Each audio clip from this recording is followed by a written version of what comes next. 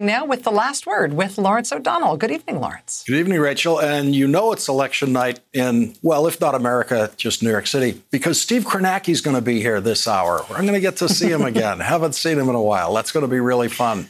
Also with us, Rachel, leading off is Senator Jeff Merkley, who is the Senate's leading expert on the so-called filibuster rule, which now becomes all the more important after today's vote. Excellent, excellent. And I'm not sure that I've ever seen Steve Kornacki and his khakis at work on a ranked choice voting election. So I'm very much looking forward to seeing him break this down. You know, Rachel, I started to write a script about the ranked choice thing, and I did took a couple of shots at it, and I just went, I'm leaving that to Kornacki. I'm just like, no, it's just going to be, and here's Steve Kornacki, and go ahead and explain ranked choice. It's tough. I mean, when it comes to, from the point of view of the voter, I've always thought that it should be called 1, 2, 3 voting. In this case, it would be 1, 2, 3, 4, 5 voting. From the point of view of the voter, you don't have to do anything that hard. You just have to rank your choices. The part of it that's hard to explain is how it gets tabulated. The candidate kicked out, next choice moves up, retabulated. The counting the vote part of it is hard to explain. What you do as a voter isn't that hard, but I bet Kornacki can explain even that part of it better. It is exactly, it's the counting the vote spot in the script where I just gave up. And you can watch that on TV later in this hour. You'll see the moment where it just a ranked choice. They get to choose their top 5. And here's Steve. It's going to go just like that. Excellent. Now he knows to be ready in the middle of your sentence. Yeah. Very good. Yeah. Thank you, Rachel. Right. Thanks, Lawrence. Thank you. What we saw in the United States Senate today was a show performed for 2 senators. Majority Leader Chuck Schumer brought the voting rights bill called the For the People Act to a vote in the Senate today just to show Democratic Senators Joe Manchin and Kyrsten Sinema that bipartisanship is hopeless in the United States Senate on voting rights and so much more. Joe Manchin got an agreement with Chuck Schumer that the Democrats would adopt the Manchin compromise version of the bill, and still, Joe Manchin could not get a single Republican to go along with that. And so the Republicans won today by preventing the bill from reaching the necessary 60-vote threshold to proceed. Senator Manchin released this statement today saying, quote, unfortunately, my Republican colleagues refused to allow debate on this legislation despite the reasonable changes made to focus the bill on the core issues facing our democracy. As I have said before, the right to vote is fundamental to our American democracy, and protecting that right should not be about party or politics. I remain committed to finding a bipartisan pathway forward because the future of our democracy is worth it. After the vote, reporters asked Joe Manchin once again about the possibility of him supporting reform of the Senate's so-called filibuster rule. No, guys, we're not. I think you all know where I stand on the filibuster. I think you all know where I stand on the filibuster. Well, no, Senator Manchin, we do not. In one of Joe Manchin's first acts as a United States Senator, he actually voted to eliminate what we saw today. On January 27th, 2011, Senator Joe Manchin voted in favor of a resolution which he co-sponsored, which he proudly then said in a press release would, quote, have eliminated the filibuster on motions to proceed to a debate on the substance of the bill. The vote was 44 in favor and 51 opposed. Joe Manchin was one of the minority of senators 10 years ago who was in favor of completely eliminating the 60-vote threshold on motions to proceed to debate, which is what the vote was about today. The vote wasn't about the bill today. It was just a vote about, can we debate the bill? When Joe Manchin cast that vote 10 years ago, against the current Senate rule, he explained his vote in a press release saying, West Virginians deserve a government that works for them, and they are understandably frustrated with the way things get done or don't in Washington. And at the end of his first year in the United States Senate on December 13th, 2011, Senator Joe Manchin co-sponsored another bill to make another change in the Senate rules on the 60-vote threshold. Senator Manchin said that rule change would, quote, fix the filibuster. If senators want to halt action on a bill, they must take to the floor and hold it through sustained debate. And Senator Manchin repeated his objective, quote, to end filibusters on motions to proceed to debate. 10 years ago, Joe Manchin could see with the clear eyes of a new senator just how broken the Senate rules were and how they were being exploited. And Joe Manchin recently said similar things in a private meeting, comments that were leaked to the press and indicated that, in fact, Joe Manchin is open to changing the 60-vote threshold rules. Joe Manchin was right 10 years ago. He was right 10 years ago when he was the leader of a movement to change the Senate rules. Joe Manchin was right that we should never, ever, ever allow filibusters on the motion to proceed to have a debate. But now that almost every single Democratic senator agrees with Joe Manchin on that, Joe Manchin may not agree with Joe Manchin about that act, which Mitch McConnell had supported. Senator Kyrsten Sinema, who's in her first term as a senator, actually demonstrated in an op-ed piece in the Washington Post about the 60-vote threshold that she actually knows next to nothing about the history of that Senate rule and how it has been used and abused. If her staff wrote the op-ed piece for her, they should be fired because it is full of falsehoods, outright falsehoods, and an imaginary world in which bills passed by only 51 votes in the Senate will obviously be repealed when the Senate power shifts, even though she could not give a single example of that happening. Obamacare passed with 51 votes, and eventually Republicans tried to repeal it with 51 votes, and they failed. Senator Sinema's op-ed piece said that Medicaid could be changed drastically by Republicans if we got rid of the protective 60-vote threshold that protects Medicaid and Medicare so well. She obviously has absolutely no idea that there is nothing stopping Republicans from repealing the very existence of Medicaid and Medicare, and they could do that with only 51 votes in a reconciliation bill anytime they wanted to come up with those 51 votes.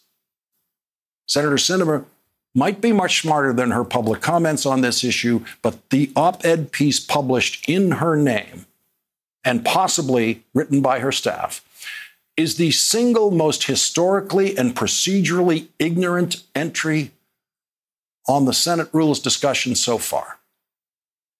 And when asked about it by NBC's Garrett Haake today, on the day when Republicans used the Senate rules to refuse to allow just a debate of voting rights, Senator Sinema was speechless, literally speechless,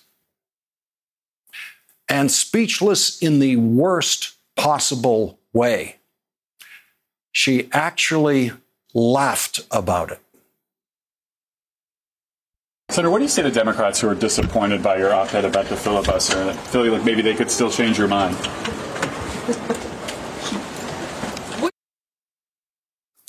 The Democrats fighting for voting rights on the Senate floor were fighting against a Republican hypocrisy perfectly framed by Georgia's Democratic Senator Raphael Warnock.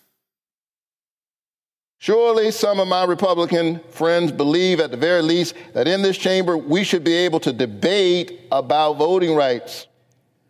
After all, voting rights are preservative of all other rights. And what could be more hypocritical and cynical than invoking minority rights in the Senate as a pretext for preventing debate about how to preserve minority rights in the society?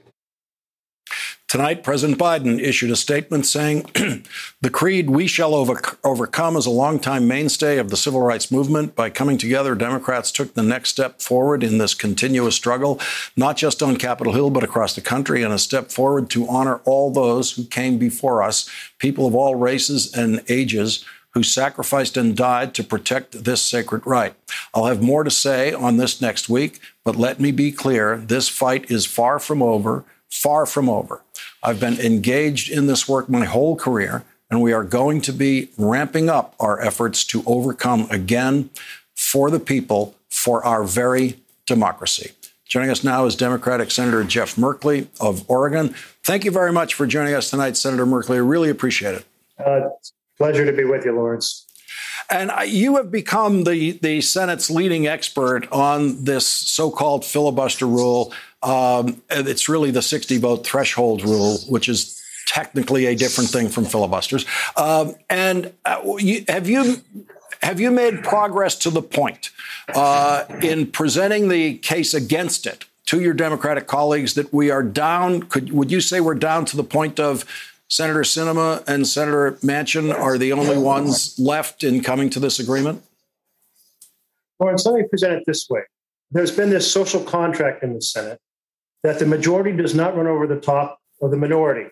So it's very different from the House. That's from the very beginning. 26 senators said we can listen to each other and hear everyone out before we take a vote.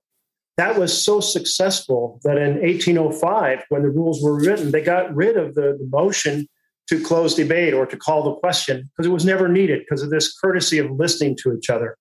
So when my colleagues talk about the importance of bipartisanship and their goal in support of sustaining the filibuster, what they're referring to is this social contract that you don't run over the top of the minority. They have a full chance to participate. They should be able to do amendments. Their speeches should be heard. They should be able to delay a bit in order to seek compromise. But there's another half of that social contract, which is ultimately the minority cannot paralyze the Senate. They cannot turn it into a deep freeze. And that is the half that Mitch McConnell has destroyed in the first 6 years that I was in the Senate and that Harry Reid was majority leader. He suffered through 400, or we all suffered through more than 400, if you can call them filibusters, but essentially obstruction of the Senate to be able to go forward. And each obstruction requires an intervening day plus 30 hours of debate, which means a whole week is destroyed. There aren't 400 hours in a 6 year or weeks in a 6 year period. And so it was really like walking with knee deep in mud. So we have to come together as Democrats and first reach out to Republicans with the foundation that Joe Manchin has laid out and some of the adjustments that we were talking about over the weekend and say, okay, you can see the text now. He hasn't completely released. Maybe he has tonight, released the text. Go through it. Another opportunity. Come and join us. This should be, as Senator Sinema and Senator Manchin say, this should be bipartisan. These are fundamental values. This is the right of every American to vote. This is stopping billionaires from buying elections with dark money. This is stopping gerrymandering that corrupts equal representation in the House of Representatives.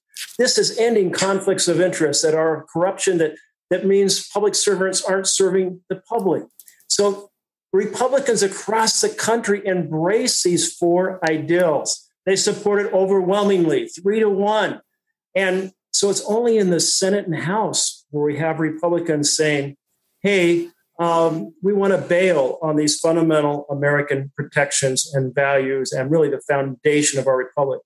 So what has to happen now is we'll reach out to Republicans. Hopefully they will join us. Certainly Manchin has laid a lot of good ideas on the table that support these four principles. And then if they reject that, which we kind of anticipate that they will, then we're going to have to be 50 Democrats coming together to say we have a responsibility to save our nation, to save our Constitution, and we have to figure out how to complete the other half of the social contract. No, we won't run over the top of the Republicans. Yes, they'll be able to participate. Yes, they'll be able to debate, but in the end, they can't paralyze the Senate and prevent us from protecting the fundamental values our nation has. So, Senator, the question today is, did today's show work for Joe Manchin and for Senator Sinema? You saw Senator Sinema actually laughing about this today. I'm not sure anything's going to work with her. And by the way, I have not been a critic of Senator Sinema in any way whatsoever until I read her op-ed piece, which is the single most ignorant thing about the Senate I've ever seen a senator write and have their name on. But do the Democrats believe that the show today to show Joe Manchin and show Senator Sinema that there is no Republican support, did it work? I think the stronger point today was to show that 50 Democrats were ready to debate and pursue the defense of voting rights and fundamental principles of democracy in America. And 50 Republicans, corrupted by power, were not willing to do so. We'll give them another opportunity. We hope they'll still join us. But then let's note that in her essay that you refer to, Senator Sinema said, we need to have senators come together, debate the filibuster, share their concerns and their perspectives. I take that as a vote of good faith that she, as others, are ready to come together and have this debate, share our knowledge of history, our knowledge of the Senate, our understanding of our responsibilities. And I think together, if it comes to that, and Republicans will not join us, 50 senators are going to find a path. It's too important to fail. Senator Jeff Merkley, I hope you're right. Thank you very much for joining us tonight. Really I hope so. Thank you. Thank you. Joining us now is Democratic Senator Alex Padilla of California. He previously served as the Secretary of State of California. And Senator Padilla, in your role as Secretary of State, of course, you're closer to the voting process than most senators have ever been. Where do you believe the Senate has to go now? And again, let's be honest about this. This was a show for two Democrats. It was a show for Joe Manchin to prove to him what the Republicans would do. It was a show for Senator Sinema to prove to her what's really happening here. We're going to have another show, apparently, on the John Lewis possibly voting rights bill, where the Republicans will also block that. And apparently sometime after that, Senator Merkley says, then all 50 Democrats will get together and really try to convince these two to come along to change the rule. Well, Lawrence, good to be back with you. First of all, let's talk about what happened today. Was it disappointing? Yes. Was it shocking? No. And it's certainly not over. What we saw today was, the American people saw one party stands up for fundamental voting rights for all Americans, and one is scared of a debate. What are they scared of? And the reason I say it's not shocking, it's, look at how the year started with the deadly insurrection of January 6th. And just a few weeks ago, by not supporting an independent bipartisan commission to get to the root cause of that, Republicans clearly walked away from the notion of a peaceful transition of power. And now they're walking away from our fundamental right to vote. So, yes, our democracy is on the line.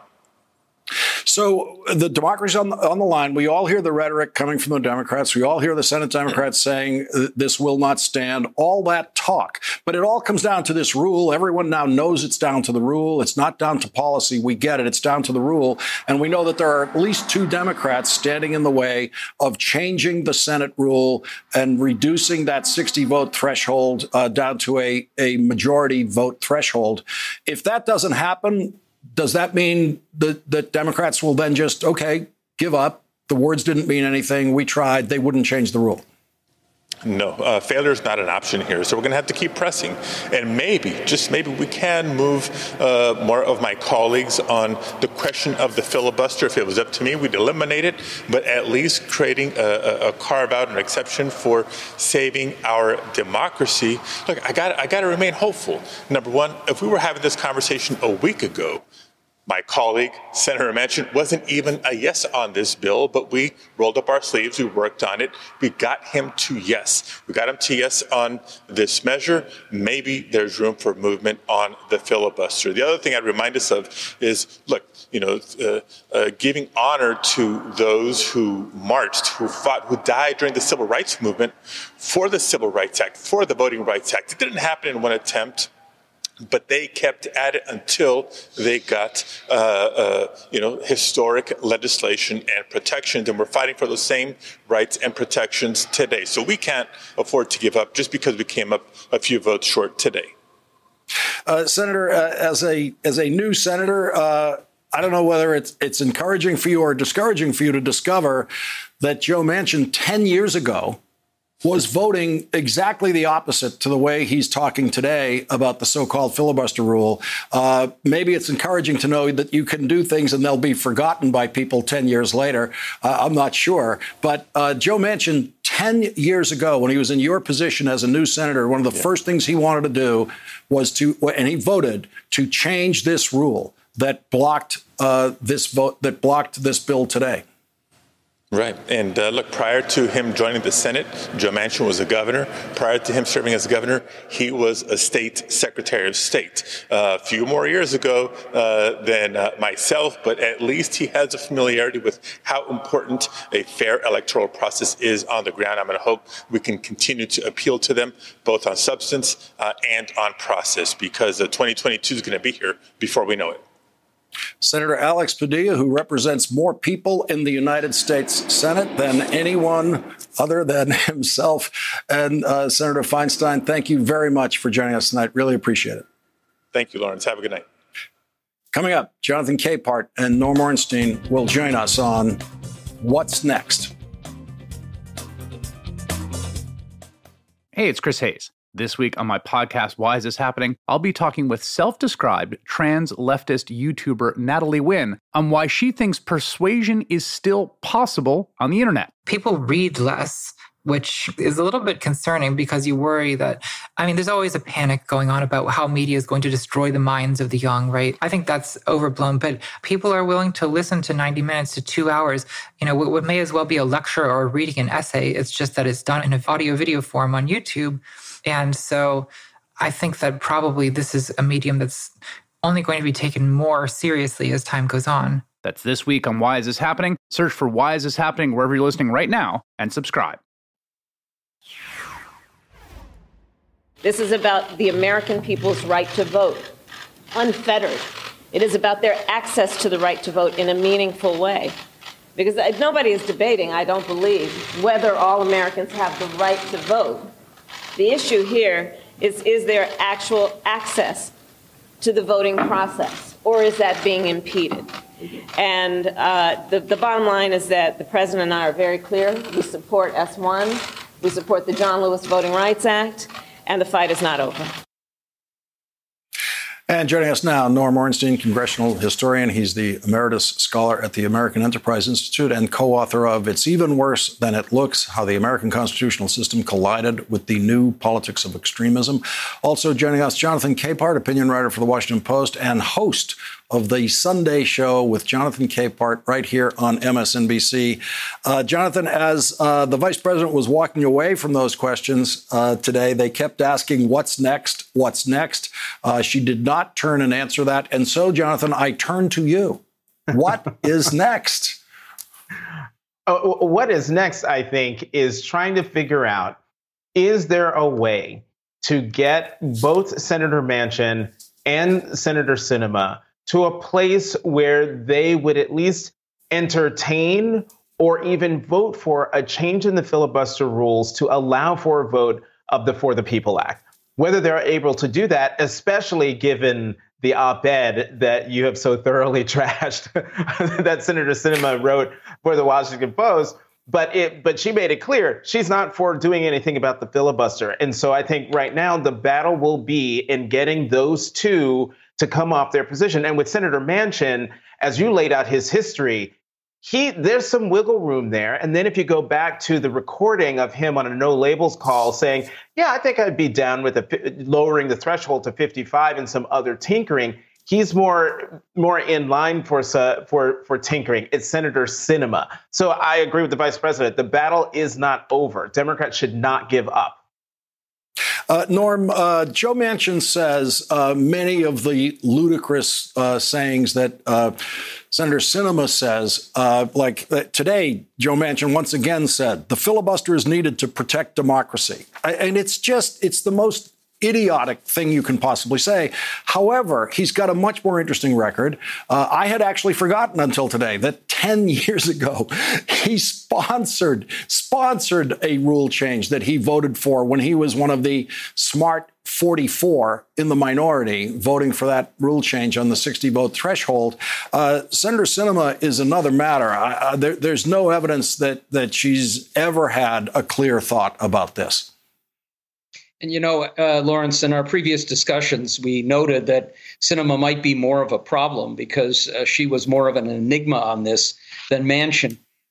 Much of the work that I've done and along with Al Franken has been aimed at trying to get Joe Manchin to a place where he could say, we're not ending or weakening the filibuster, we're restoring it, while we're actually doing something that's going to provide opportunities to vote and to put the burden on the minority where it belongs.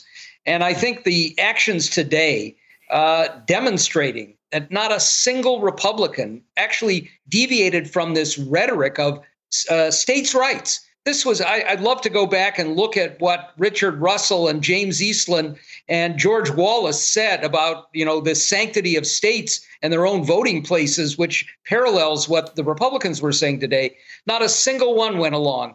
Not one, other than Senator Murkowski has gone along with Joe Manchin's effort to get the John Lewis Voting Rights Act. So what comes next is to maybe have one or two or three more examples that show the Republicans are going to unite together to block everything that Democrats want that's meaningful and that it's time to bring about a change. And hopefully you can have the same kind of argument with Sinema that we're not going to get rid of it. Okay, you're right. We need to preserve something. Here's the way we can do it. And we have multiple options, the ones that Joe Manchin talked about on that call. Yeah, Jonathan, it turns out that Norm Ornstein's been trying to get Joe Manchin to agree with what Joe Manchin thought 10 years ago on this exact subject.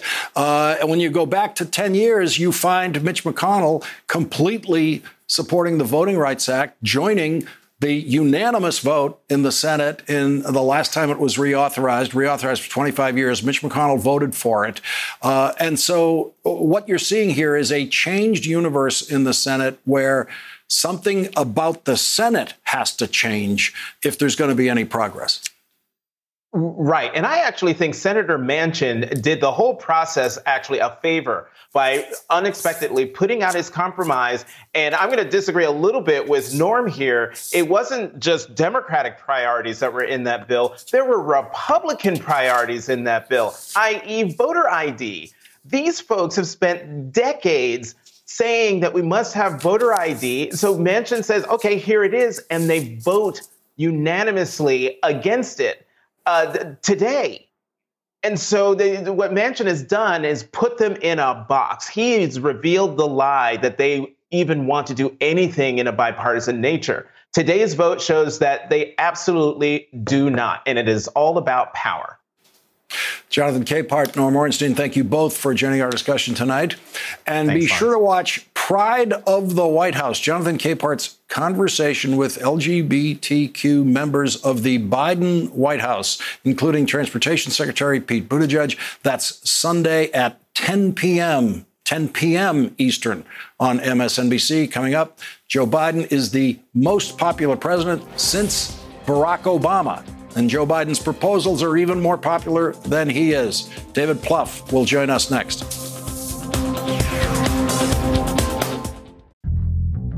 Hey everyone, it's Tremaine Lee, MSNBC correspondent and host of the podcast Into America. Miami Police Department is 27% black. That's 10% higher than the black population of the city. But do more black officers equal better outcomes for black communities? When you have people on the inside like, hey, you can't do that. I'm watching you. I understand how you're making these moves and you're calling them on it. It does make a difference. This week on Into America, we're headed to Miami to find out whether the best way to reform policing is from the inside out. Both police and prisons are a direct descendant of the slave system. Can a runaway slave catcher, can an overseer help to, reform the system of slavery? I think that answers its own question. Search for Into America wherever you're listening now and follow to get new episodes every Thursday morning. Joe Biden is the most popular president since Barack Obama. A Gallup poll released today finds President Biden with a 56% approval rating. The president who lived in the White House between Barack Obama and Joe Biden never got even as high as 50% in the approval rating. Americans support the George Floyd Justice and Policing Act that has already been passed by the House of Representatives. Today, Democratic Congresswoman Karen Bass and Republican Senator Lindsey Graham said that they believe a bipartisan agreement on the framework of a police reform bill that would need 60 votes in the Senate could be reached by the end of the week. Steve Ricchetti is a counselor to the president who has decades of experience in the White House negotiations with the Senate, beginning in the Clinton White House, followed by the Obama White House. And today, Steve Ricchetti met with a bipartisan group of senators that included 11 Republicans who realize just how popular the Biden infrastructure plan is. Those senators are developing a compromise version of the infrastructure bill that could clear the 60-vote threshold in the Senate. The White House has former senators serving as president and vice president, two of the most experienced Senate strategists that any White House has ever had in Steve Ricchetti and White House Chief of Staff Ron Klain, but the Senate remains the biggest roadblock to the Biden agenda.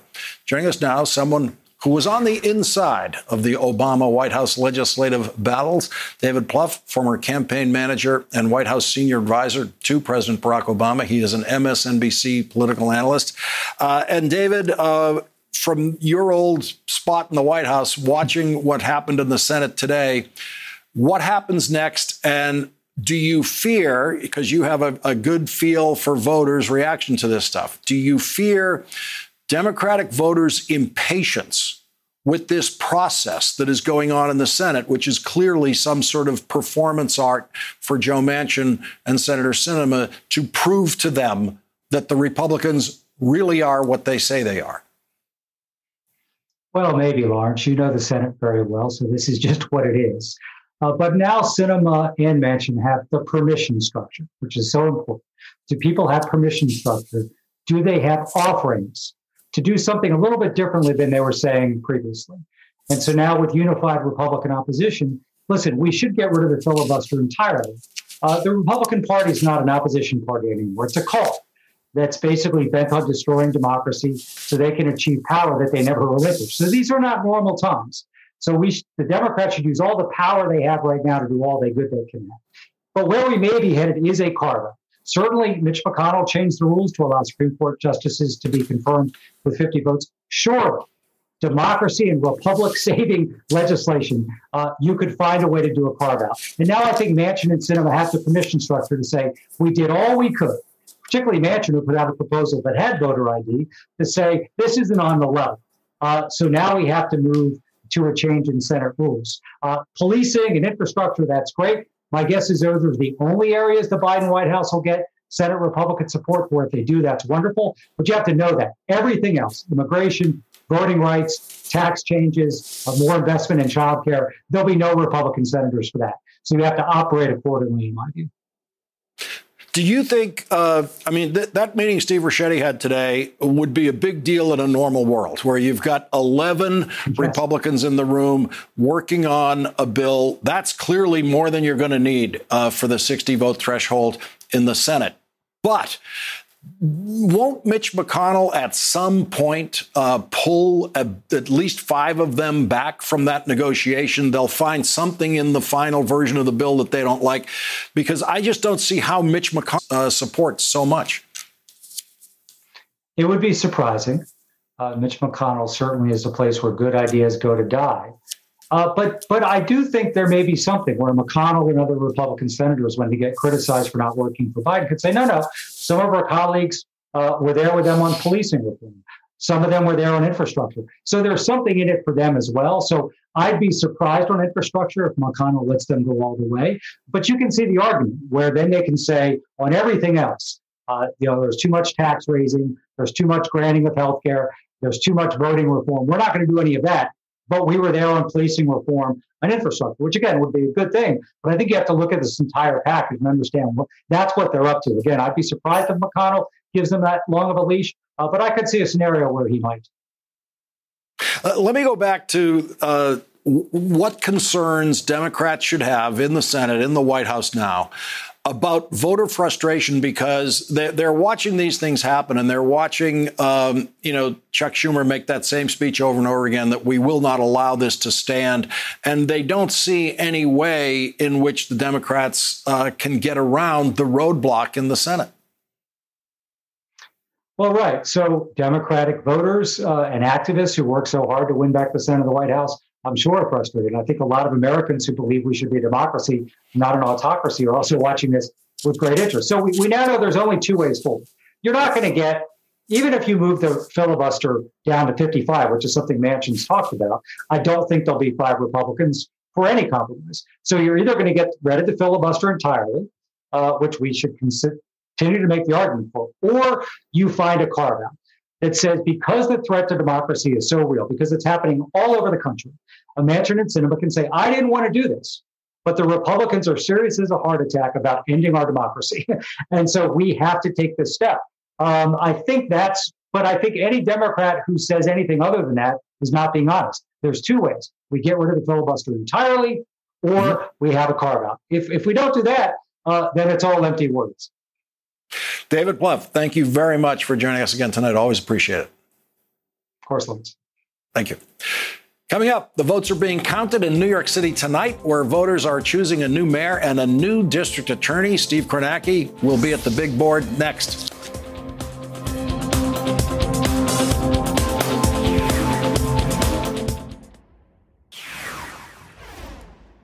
It's election night in New York City after voters had their first experience of ranked choice voting for the mayor of New York City and district attorney.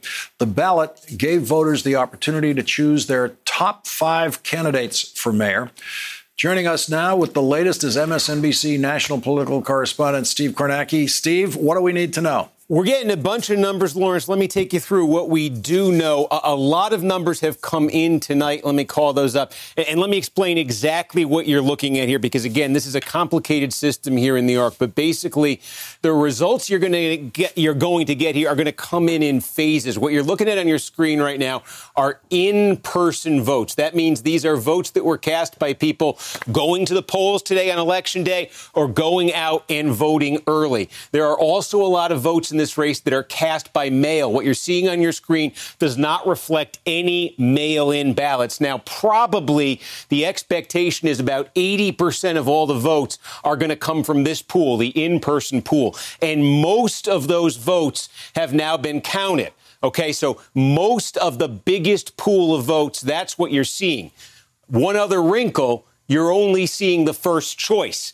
This whole reallocation process where they have rounds of tabulation, candidates get eliminated, votes get reallocated, that's not happening tonight. That's not going to happen for a while. So what you're seeing, though, is these are the bulk of the first preference votes.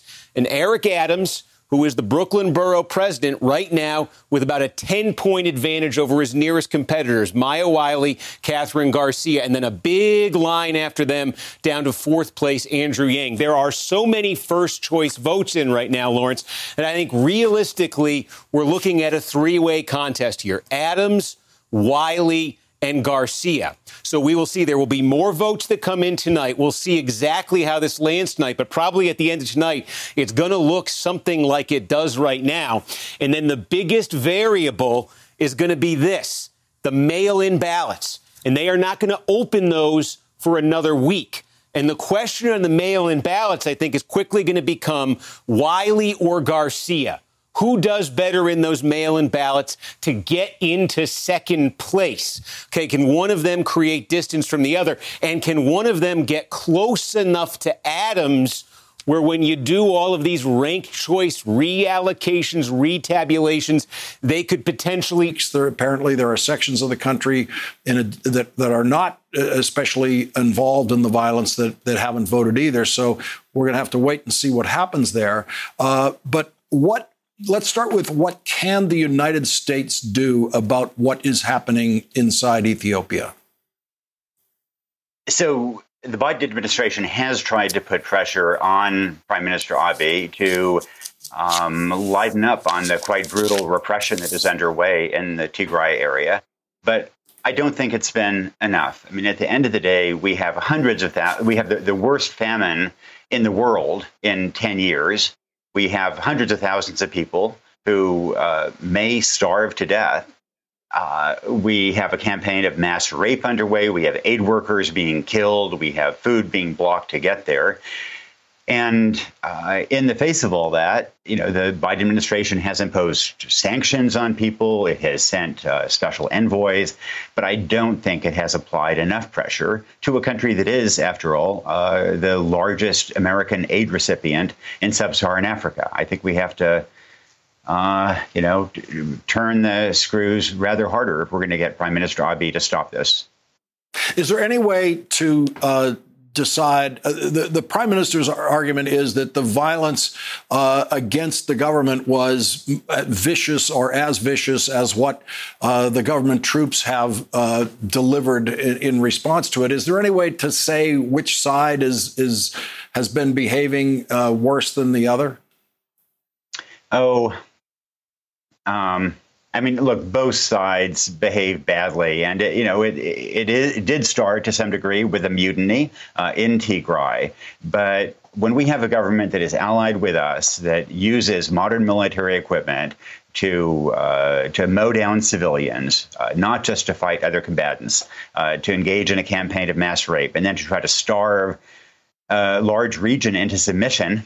And to then bring in the Eritrean forces from next door to add to that, then, that is not an appropriate response. It is war crimes. I think it reeks of genocide. And there's simply no excuse for what the Ethiopian government is doing right now. And what can we expect while this election is going on? Any reduction in the government's action against the insurgents? So Prime Minister Abiy keeps promising that the Eritrean forces will leave and that the conflict is almost over. But there is no real sign of that. It's not clear if the Eritreans want to leave. And meanwhile, you have this mass starvation that seems to be getting worse. Kids are already dying. And, look, if Prime Minister Abiy wants to fight the Tigrayans, that's fine. He shouldn't be starving kids. Nicholas Kristof, thank you very much for guiding us through this crisis tonight. We really appreciate it. Thank you, Lawrence.